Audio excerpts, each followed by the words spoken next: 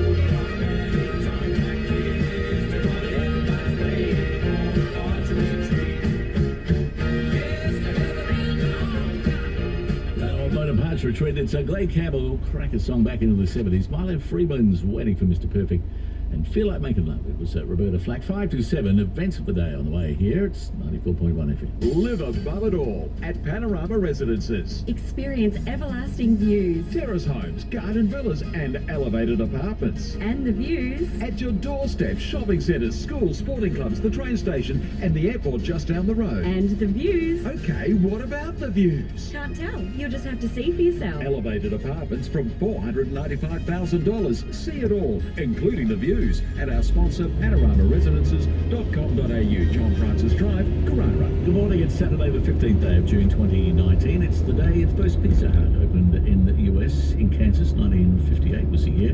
We saw our first Pizza Hut in Sydney in 1970 here in Australia. Bob Dylan began recording his Like a Rolling Stone song in 1965. Long song. Not sure how long it took to record. It's also the day that Leo Sayer moved from the UK to Australia, took up residence in Bellevue Hill in Sydney. 2005 was the year. I wonder if he called into Singapore on the way, maybe went for a stroll down Orchard Road. Could have. Good old Aussie Leo, and he's now naturalised as well. 4 to 7, news next, check the traffic first. 94.1 FM. Tell the truth, it's really such a sad affair. Standing here, waiting in the cold night air. I've got to make this call, 'cause my heart is breaking. I hear the whips drop a coin in the slot. Has it been that long? Thought you forgotten me. Why now that it's getting late, but I just couldn't wait. Well,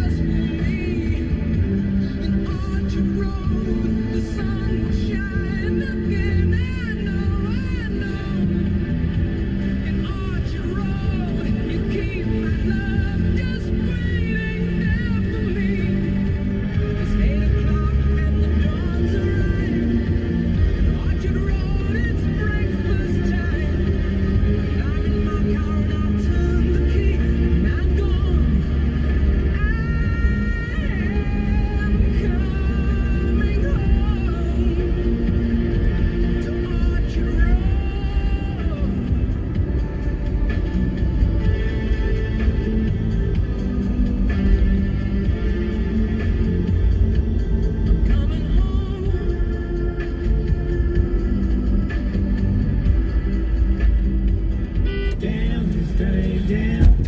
An earlier multi-vehicle crash on the Gold Coast Highway at Christine Avenue through Burleigh Heads has just been cleared up.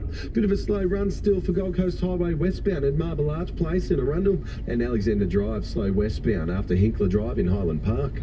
It's Super Weekend at Myer. Shop early with offers like 30% off the original price of selected women's shoes, handbags and wallets in-store only until 1 p.m.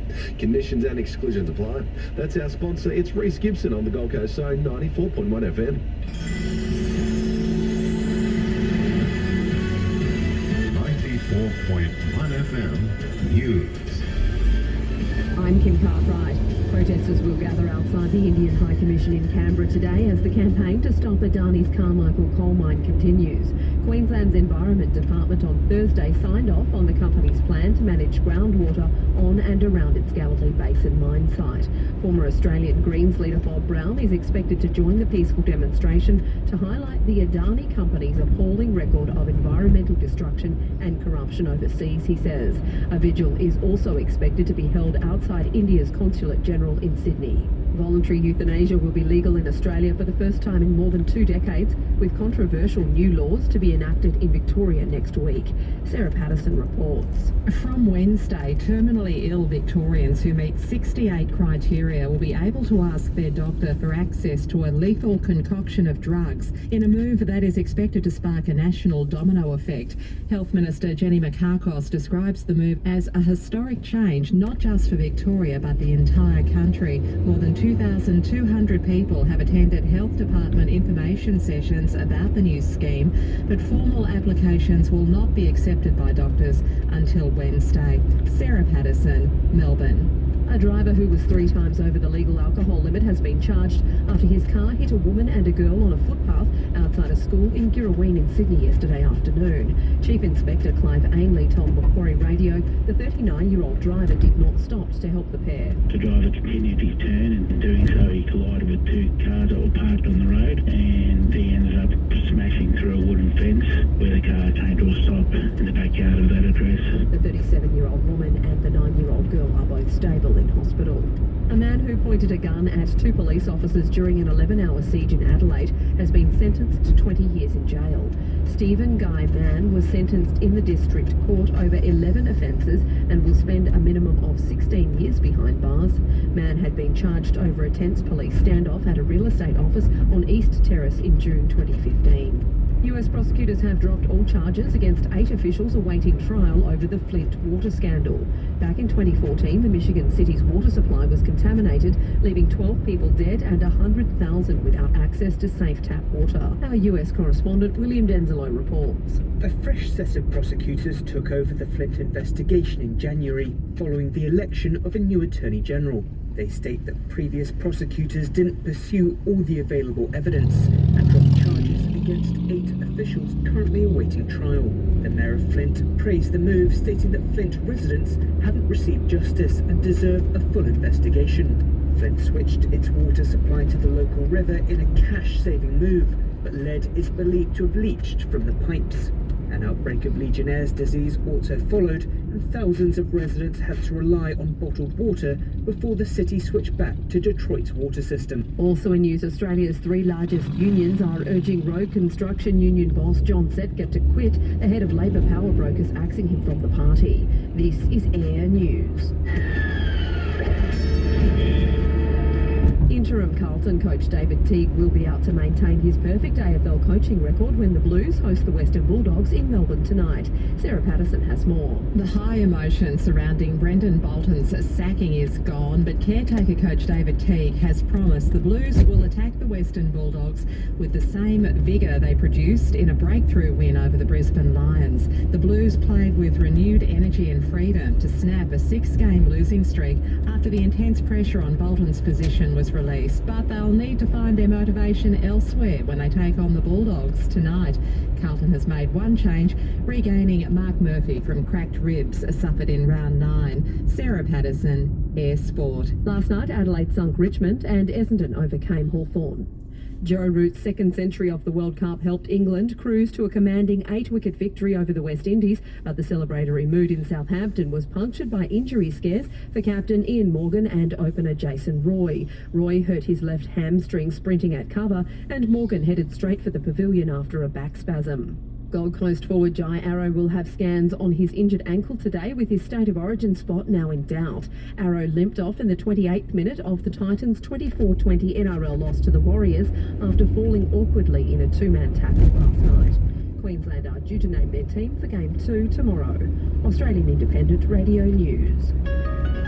Checking out weather, it's not a bad sort of morning, let me tell you. The seaways are busy this morning. Here's why. Partly cloudy is the forecast, a little bit of that around. There has been a little bit of early fog as well as forecast, but there's a high chance of showers, most likely developing from late morning, possibility of a storm later through the afternoon into the evening, and winds are light. In fact, it's pretty calm around the place. The winds 10 k's, if that, out of the southwest this morning. 24 is the expected maximum. It has been fairly mild overnight, and at the moment is holding 17 degrees on the coast, looking pretty good. Time to head uptown with Billy Joel. It's 94.1 FM.